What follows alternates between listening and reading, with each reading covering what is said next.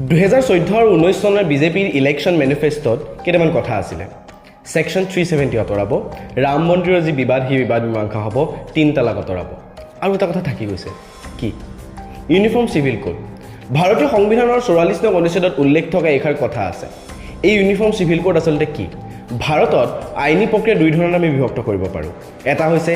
personnel ল আৰু আন হৈছে ক্ৰিমিনেল ল ক্ৰিমিনেল লৰ যি আইনী প্ৰক্ৰিয়া হেতু সমূহ ইউনিফৰ্ম হয় বা কেন্দ্ৰীয়ভূত হয় ধৰ্ম লৈ পিনি কোনো ধৰণৰ বিভাজন নাই কিন্তু আমাৰ যি পাৰ্সোনেল ল অৰ্থাৎ ব্যক্তিগত যি আইনী প্ৰক্ৰিয়া বিবাহ হওক সম্পত্তিৰ অধিকাৰ হওক এই সমূহৰ ক্ষেত্ৰত ধৰ্মক লৈ পিনি আইনী প্ৰক্ৰিয়াটো সম্পাদন হয় গতিকে এই ক্ষেত্ৰত এক কেন্দ্ৰীভূত আইন ব্যৱস্থা অনাটো প্ৰয়োজনীয় হৈছে আৰু ইয়াকে কয় ইউনিফৰ্ম সিভিল কোড